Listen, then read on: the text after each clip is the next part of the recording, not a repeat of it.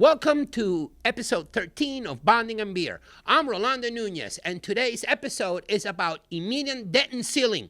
Let's go!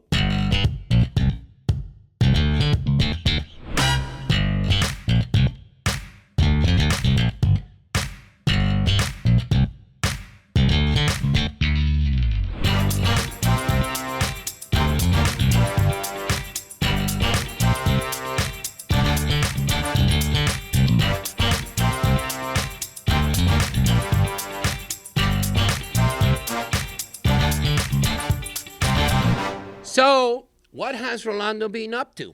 Well, we just had a great event called the Bisco Experience for Future Key Opinion Leaders, where we bring people that are in the lecture circuit or that are interested in, lecturing around the United States or even around the world, and we bring them here and we do a little bit of training. We share our message, we share what we do, our research. They get to do some bonding in the lab. It's always fun. It's always fun because these guys are supposed to be super high-end, super trained, and they do great dentistry, and they do. But when it comes to bonding, my guy, I gotta tell you, they fail dramatically because it's not the same the bonding that you do intraorally that the one that you do in the lab. In the lab, I'm king. I'm just saying. And we got a few other queens and kings in that lab. So, we showed superiority, but it was fun. It was super fun. Another thing that happened that is interesting is that we had our company picnic. And during that company picnic, Korean food was served. This Bisco was founded by Dr. Byung-in Seo, and he's Korean, and we have a lot of Korean people that work here, a lot of Korean descendants. So the culture is very much involved in what we do here, and of course, food is part of culture. So we had a lot of Korean food. We did some smash burgers for everyone, I want to say. So a shout out to Nate Tarantelli, who helped me cook all these burgers. And then, of course, there were people that had some sort of dietary restriction, like I'm allergic to cheese. I mean, what the heck is that mean? What does that mean? I can only eat gluten-free. Well, you know what? We accommodate. But the people that wanted, instead of 3 pickles, 2 pickles. The people that thought that there was too much onion. The people that thought that we were light on the sauce. Those people, they need to look inside and understand that the world is not going around them. They're part of the world. They should have just taken their burger and go put it on a plate and have it. No, they had demands. So Nate Tarantelli and I had to deal with this. I want to say that Nate is a much better person than I. I kept pointing at people with a spatula. I'm like, what are you doing? But anyway, we complied and we gave everyone their burger. So, I think it was a success at the end of the day. All right? If you want to follow around what I do around the world, my travels, my beer drinking, and all the fun stuff and great stuff that I like to do, you can follow me on Instagram at Rolandbond. That's my handle. But also, if you want to follow this podcast, you want to share this podcast, you want to subscribe to this podcast, you can find us on YouTube, Bonding and Beer. You can find us on Instagram at Bonding and Beer, right? And you can find us, we are on Spotify and Google Podcast. And we also have a landing page, okay? So, and the link to the landing page is in the description. So anywhere you go, you can listen, you can watch and listen, whatever the case may be, we're here for you. So let's go. So today's topic is Immediate Dentin Sealing. All right. And this topic is interesting because this is not a new topic. This Immediate Dentin Sealing has been around for a while. We're going to get into it. We're going to, dissect it during this episode. But this was recommended by Dr. Todd Hammer. So a shout out to Dr. Hammer for recommending this topic.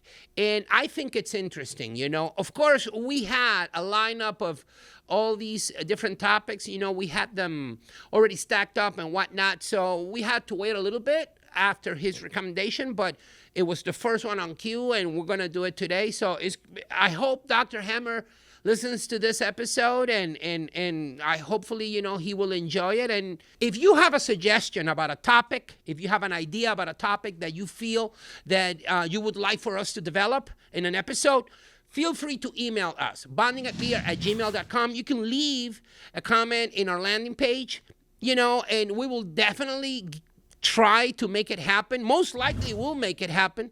So and I feel the more ideas come through us, the better this podcast will become. But before we get into topic, you know what's what. I know why half of you are here. We got this little guy. It's called Furious IPA. Mind you, today's Friday. We usually record on Tuesdays or Thursdays, but never on a Friday. And it's going to be interesting. It's going to be extremely interesting because after this podcast is over, I'm doing no more work. So hopefully this is going to hit different. Let's talk about this puppy. Come on. So today we're going to be trying Furious IPA from Surly Brewing Company. For those of you who are not watching but listening, this can is red and the letters Furious are in white, and they have like a little flame or fire going on. It's very straightforward. Super interesting can though. Nice design. Surly Brewing Company is out of Minnesota. And this is an IPA, of course, so I am going to like it because I am biased towards IPAs. I like IPAs. You probably know that already. And I'm going to go through the description right here. This is directly from their website. The beer that built Surly. So this is their iconic beer, This is what they're saying right now, right? So aggressively hopped and citrusy.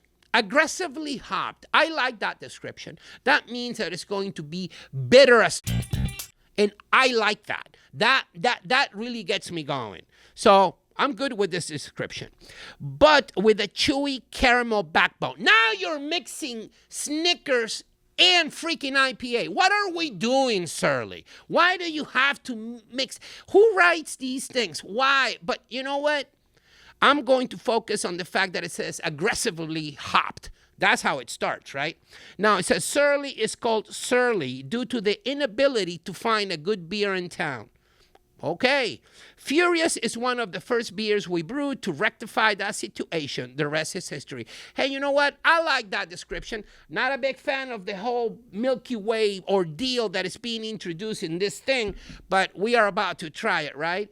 What made me choose this beer? This was a suggestion from Dr. Curtis Henderson out of Fairfax, Virginia, right? He suggested this beer through our landing page. So if you have a beer that you think that will be cool for us to try, go to our landing page. The link is in the description below, and we will definitely look into it for sure. So have I tried this beer before? I know I have tried Surly. I have tried beers from Surly. I don't remember if I tried Furious IPA, but we're going to give it a shot. So let's go. You know how certain things will have an effect on you, like they will trigger feelings, or scents that will trigger feelings, and even, moods, colors trigger certain moods. This triggers me, my guy. Like right there, I know it's going to be a good time. Right there, that sound is just awesome. I'm going to pour this beer, and as always, I'm going to screw it up, and that's okay, because that's what I do, right? I pour, I drink, I get tipsy, and then I talk about dental, specifically about bonding, okay? So let's get with the program. You know what I'm saying? So we're going to pour it right here. Oh, it's looking nice. It's looking nice. I'm going to screw it up. Yes, yes, yes, yes. totally screw up. I mean, look at how much phone. We got a newbie here. Luke, say hello, Luke. Hello. Okay, he just said hello. You know, he's shy, right? No, I don't think so, because he asked me, hey, can I go and watch how you guys record the podcast? And I said, yeah, but you ain't getting any beer. You're a newbie. Newbies don't get beer. Absolutely not. Just Jeremy and I. You know what I'm saying? So this is a little dark, amber-like, for those of you who are just listening. It's clear. It's not hazy. And I'm going to take a little sniff. Let me see. Yup. Smells hoppy, which makes me happy.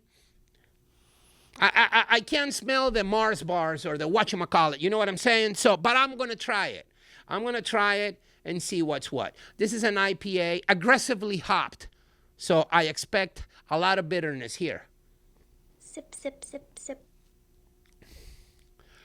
Oh yeah, it is bitter. This is a good one, guys. I don't feel the caramel, malty, chocolate, none of that.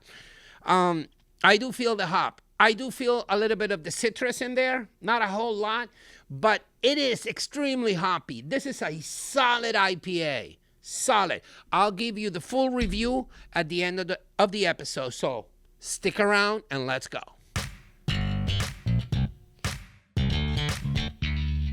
Okay, so Immediate Dentin Sealing as a concept was introduced by Professor Pascal Magnana. We'll talk a little bit about that later on. But the definition of Immediate Dentin Sealing is to do the bonding procedure after the preparation is done. So you finish your preparation, whether it's an inlay, an outlay, a crown, whatever preparation for an indirect restoration that is going to be bonded, you do the bonding immediately after that, okay? And then I'm going to describe the whole protocol, but you take the impression, you send it to the lab, you place your provisional, so when the restoration comes back, you just kind of like, reactivate a little bit of that bonding, and then you do your cementation procedure. And I know it can sound complicated because I just summarized it. I am going to go through the full protocol, but what's true is that it is becoming extremely trendy. Now, why is it becoming trendy? Because of social media. Because of social media. That's the only reason why it's trending now. Now, is this effective? Did I do Immediate Dentin Sealing while I was practicing? Yes, I did. Okay. Do I recommend it? I do recommend it. I think it's a fantastic procedure. That's my opinion based upon my experience that I had with patients, not necessarily based on only lab work. I'm talking about like real dentistry. I thought that it worked for me. I felt it worked for me, right? So why is it interesting? Because one of the major things about Immediate Dentin Sealing is that you achieve the best bond possible when the dentin is freshly cut, when the dentin is freshly exposed. That is what got to me the first time. And the other thing is that you reduce the possibility for sensitivity. And that's also important when you're thinking about leaving a provisional for more than 5 days or, whatever amount of time the lab takes to, send you the restoration back. So there are a lot of reasons, good reasons to be doing Immediate Dentin Sealing as a procedure. Immediate Dentin Sealing is part of the biomimetic dentistry philosophy, thought process. We're going to talk a little bit about that. I don't think that if you decide to do Immediate Dentin Sealing, you have to become a biomimetic dentistry lover or anything of that sort. I believe that biomimetic dentistry has provides an interesting set of tools and visions in order to practice dentistry. Immediate Dentin Sealing is one of them. And, you can just take that and apply it and it's going to work, But it doesn't necessarily mean that you follow every single, bullet point of biomimetic dentistry. Although biomimetic dentistry is quite interesting. I see it as an interesting set of tools, to apply into your, dental approach. And when should you use IDS? And that is the main question about IDS. And I think that if you have to send restorations to the lab, you should think about IDS. If you have a milling machine in your office, maybe not so much, even though some people think that IDS should be done every single time. I'm not that hardcore. If you have a milling machine in your office, and so you can scan and have the restoration done in, I don't know, a matter of, maybe a couple of hours at most. However, that's up for debate. But if you're having to send, whether it's your impression or your scan to a lab, you should consider IDS. So IDS was introduced to the dental community by Professor Pascal Magnier. And whether you agree with him or not, you have to give respect to Dr. Magnier. He's had a great contribution, and he still contributes to the world dentistry. And, when he was a professor at USC, he did a lot of research and provided, the world with a lot of information. And I think that the IDS article published by Dr. Magnier, and I want to say 2008, 2009, maybe I'm wrong, maybe it's 2005. You can correct me if I'm wrong. You can leave a comment. But I believe the article was, after the article was published, the people that actually read it and understood it, definitely, I think it was a game changer. I saw Dr. Magnier do a presentation about immediate dentin sealing here in Chicago, and it was an eye-opener to me. So, the immediate dentin sealing concept is thoroughly explained in the article, and it actually talks about the differences in bond strength to dentin with freshly cut dentin and dentin that has been exposed to the oral environment for, let's say, 10 days. And you can see a decline in the bond strength. So if you're going to do a bonded restoration and you're going to bond the day of the cementation, your bond strength is going to be lower due to all the contaminants and everything that happens during those days where the patient has the provisional.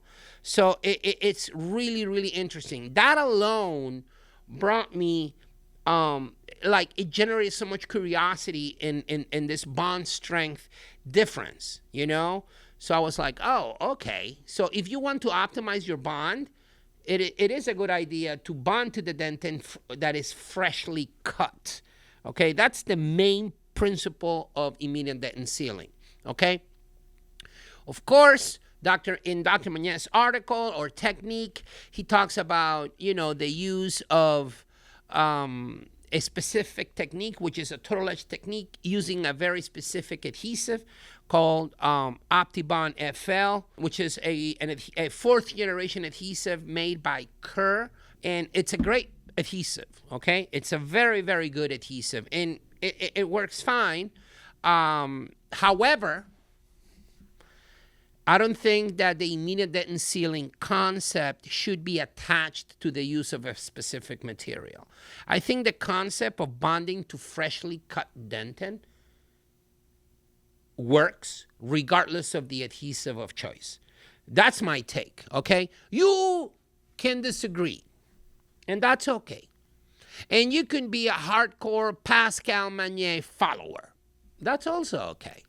And you can, you might think, well, if it's not done with OptiBond FL and then it's not truly immediate dentin sealing, you're wrong. You are wrong. You're stealing the possibility from anyone who doesn't use OptiBond FL to do something that is actually interesting, which is to try to achieve the best bond strength possible. So, it all depends where you want to be. I don't like to argue with the hardcore, the people that wear these blinders that can only see one thing happening with immediate dentin sealing. It's only one type of adhesive. I don't think that's healthy. I think it's a healthier conversation to talk about the procedure, but also considering all the possible options out there, when it comes to adhesives and bonding techniques. Again, the approach was using a specific adhesive, and these are the steps. You do your prep, you do your bonding, okay? You take care of any undercuts and whatnot. And what you're going to do is, after you bond, you're going to remove the oxygen inhibited layer that is generated by bonding. When you lacquer your adhesive, you have this oxygen inhibited layer. You want to remove that, because if you take an impression, what's going to happen is that your impression material is going to stick to the prep because the oxygen inhibited layer. So you want to remove that. You can remove that with, a little bit of like alcohol on a foam pellet, cotton pellet. Just, scrub the restoration with the alcohol. The O2 layer is removed. You just, rinse it away, and then you can take the impression. That's what I did, okay? I placed my adhesive. I did not use OptiBond FL. I'm not a big fan of Total Etch, so I used other adhesives. At the time, I was using an adhesive called Allbond SE, which is a self-etching adhesive. It's not being sold anymore. You can use a universal bonding agent, light cure it, and then remove the oxygen inhibited layer, and then take the impression. After you take the impression, and then you place your provisional. That's it, okay? You place your provisional, and then by removing the oxygen inhibited layer, you also avoid the possibility of the acrylic sticking to the tooth, your provisional material, okay? Whether it's bisacryl or your powder liquid acrylic, whatever the case may be, you don't want that O2 layer on the preparation. When the restoration comes back, you remove your provisional. You can sandblast that restoration. That is the original article establishes that you got to sandblast. You got to remove all the provisional cement. You apply a little bit of adhesive or bonding resin, and then you light cure, and then you proceed to do the cementation. Okay, that's basically in a nutshell the technique. Now, this was published in the early 2000s. However, it became extremely popular because of social media. And I'm going to give credit to whom I believe actually took it out there for a little ride, and it became extremely popular. And this is a father and son, powerhouse, the Alemans. The Alemans are always promoting biomimetic dentistry, and that's what they do. That's what they teach. They share that information. And Davey Aleman, the son of David Aleman, understood social media. The father didn't. He was, I don't want to say he's old, but he is kind of old. You know what I'm saying? Sip, sip, sip. And if you give a 60, 65-year-old an Instagram account, he doesn't know where to start. But Davey did know where to start. And Davey Aleman, he's a dentist, wet finger dentist, does everyday dentistry. He worked in the military, and he was using the biomimetic philosophy in his restorations, which included immediate dentin sealing. And this pretty much exploded when Davey Aleman brought it to Instagram. We're talking about pre-pandemic, way pre-pandemic. And then Dr. Meunier got into social media during the pandemic.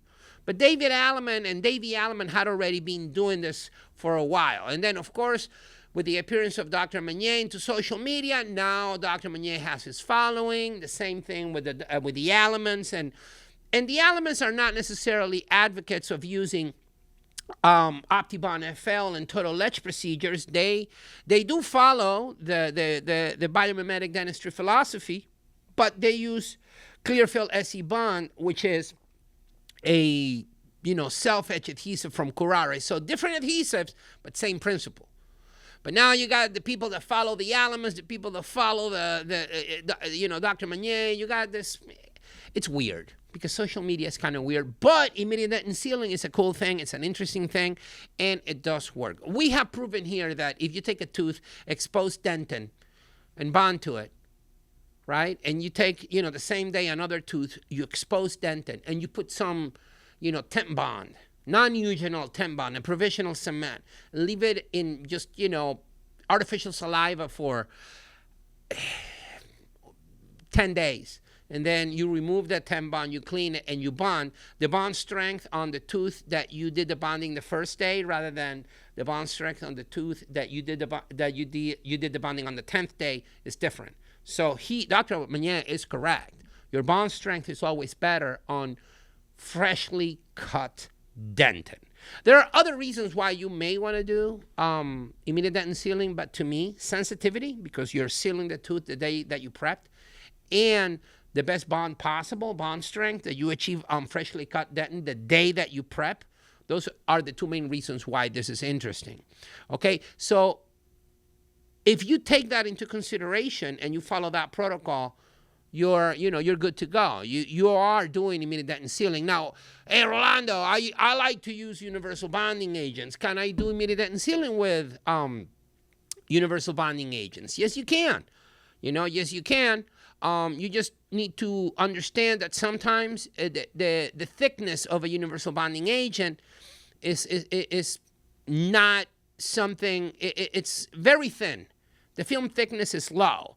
So you have something that could be between 7 and 15 microns compared to OptiBond FL that uses a bonding resin that is filled, which is stronger, So I've seen people that tell me, what if I apply multiple layers of the universal bonding agent? Okay, that could work.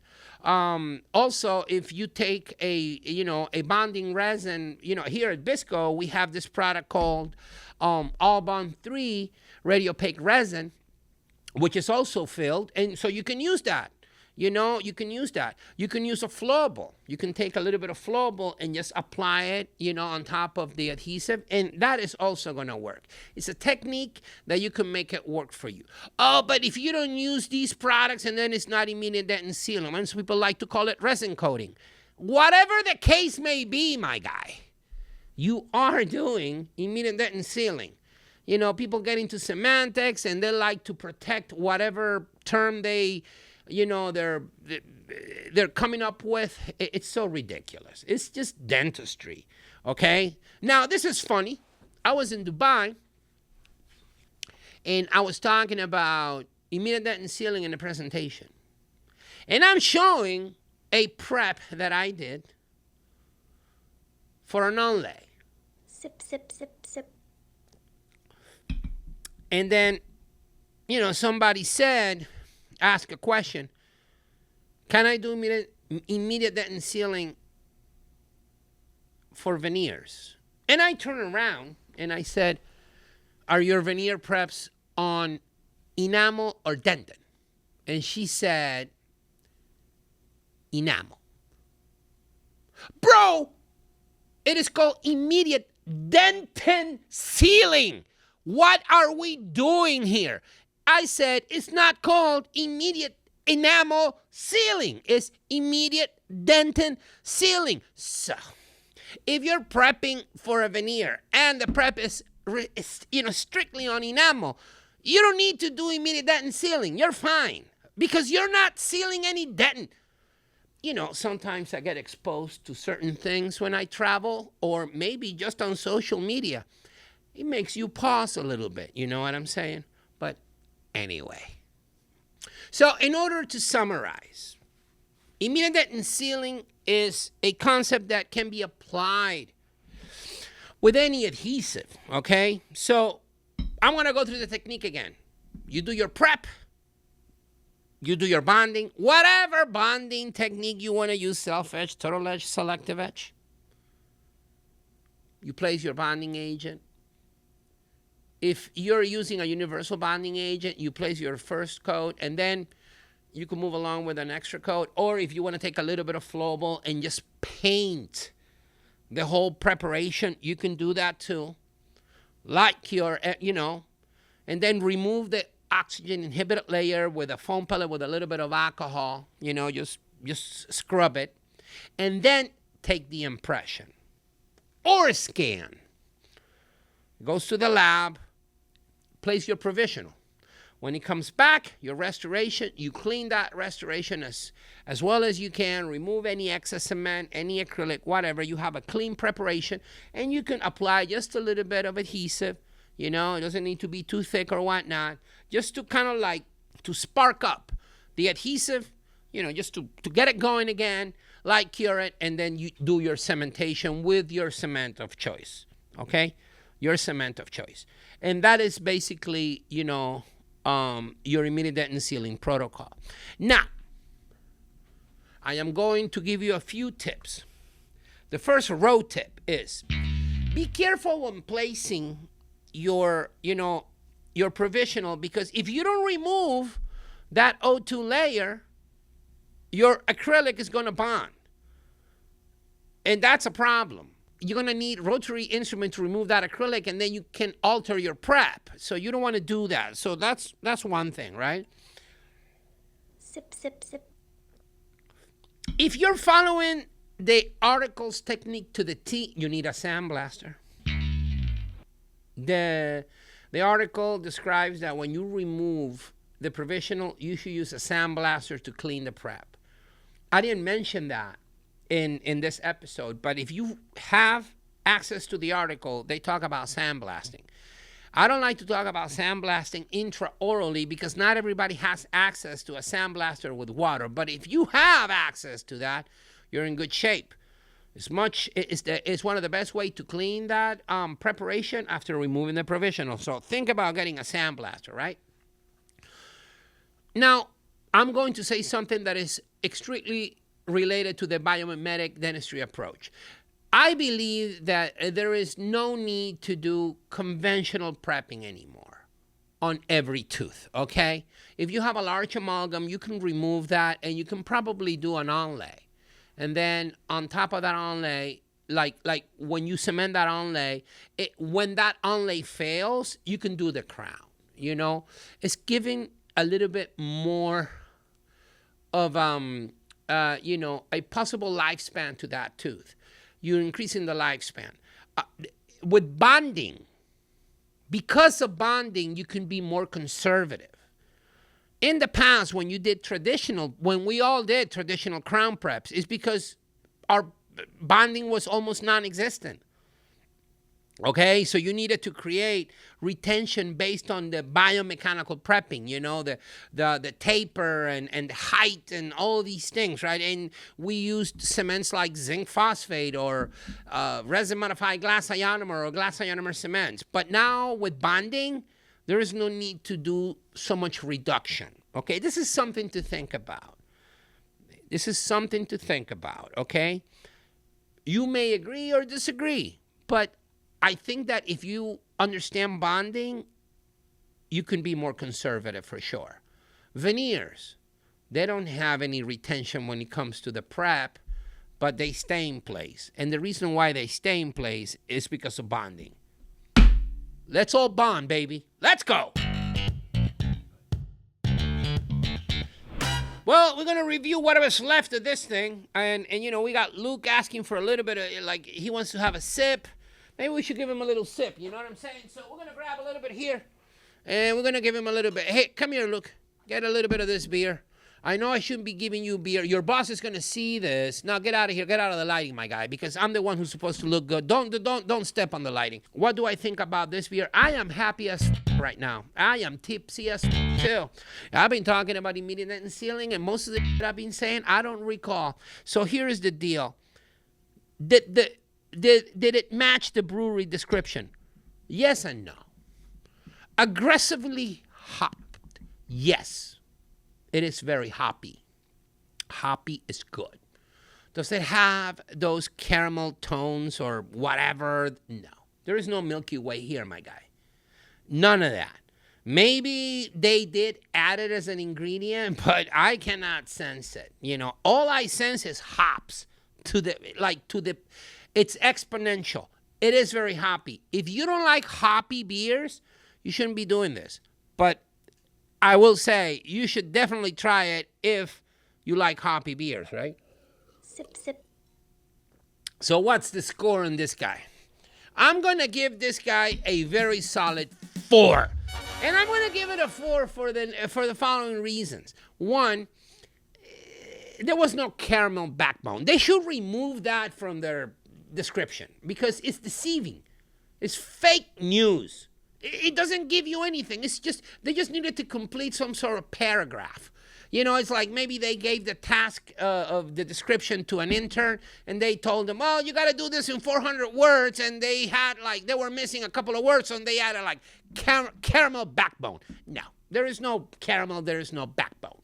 Okay. So, and then the other thing is that unfortunately you cannot find this everywhere. And that is a shame for the craft beer community, but also a blessing, because when you travel outside of your comfort zone, and by comfort zone, I mean beer comfort zone, you can find gems everywhere. And this guy from Minnesota is close to Illinois, so yeah, we can find it here. But if you are, and I don't know, in California, and you might think, well, if I'm in California, why would I want to try something from Minnesota?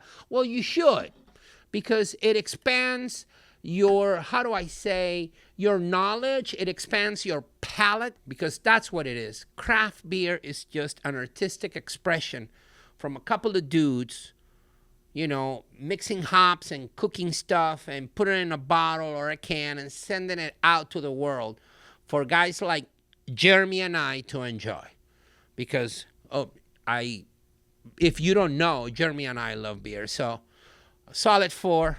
Shout out to Curtis Anderson from Virginia, Fairfax, Virginia, for recommending this beer. We love it. We love it. Definitely something you need to try. All right. What is the perfect scenario to enjoy this beer?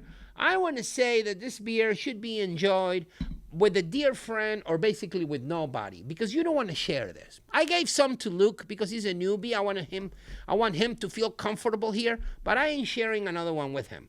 I don't know him. You know what I'm saying? I know Jeremy, but I know Jeremy's got some beer, stashed away from Surly that he's going to enjoy this weekend. So it's all good, baby. This is a fantastic drink.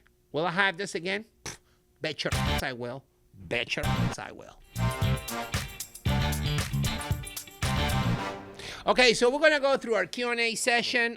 You can send your questions to bondingandbeer@gmail.com. You can send us a comment or a question through our Instagram account @bondingandbeer. You can also write a comment or ask a question on our YouTube page, Bonding and Beer.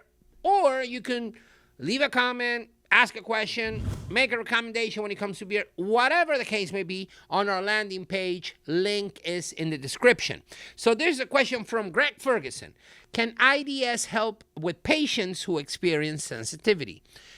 That's a great question. And the sensitivity, we need to make sure that the sensitivity is related to the bonding procedure, but if they are experiencing sensitivity and you're prepping on top of that tooth that is already sensitive, as long as there is no, cracked tooth syndrome or something along those lines, if you apply the adhesive accordingly and then you place your provisional, sensitivity should go away because you're basically sealing all the tubules. And by sealing the tubules, you will have an impact on the displacement of the odontoblastic process and so on and so forth. If you want to learn more about sensitivity, we have an episode that talks about sensitivity. But I will say yes, IDS can definitely help. Okay? Now, here's a question from Whitney Hubbard. Are there specific times where IDS will be more beneficial than DDS? What is DDS? Direct. Oh, okay. DDS is direct dentin sealing. Yes. If you bond the same day that you prepped for an indirect restoration, you're going to achieve a much better bond than if you bond the day of the cementation. Okay? So I believe that if you are in the, if you're thinking about how do I optimize my bond to dentin, you got to do it the day that you prep. So there is a benefit of doing that. If you're doing direct restorations, you are going to bond the same day that you place your direct composite. So there is a difference right there, okay? Question from Paul Curtis. All this smash burger talk. Is this podcast going to become Bonding Beer and Burgers? You know, Jeremy has discussed this. He has brought this up. Unfortunately, we only have a limited amount of time before I get extremely, drunk. I have a very low threshold when it comes to alcohol. And the effects of alcohol doesn't mean that I will stop drinking. It's just that I become nonsensical. So I can't include another topic in this podcast. I only have a limited amount of time. So I either talk about beer and bonding, or I talk about beer and burgers, or I talk about bonding and burgers. I think that bonding and beer is the best combo ever. However, if I had a burger every time I film an episode, that will be something to consider. I'm just saying. Okay, so this wraps it up for this episode. Be sure to like, to comment, to subscribe, and to follow, all of the above. Next episode, we're going to be talking about the classification and indications of resin cements. Thanks for tuning in to the Bonding and Beer podcast. My name is Rolando Nunez. God, I love beer. Let's f***ing go.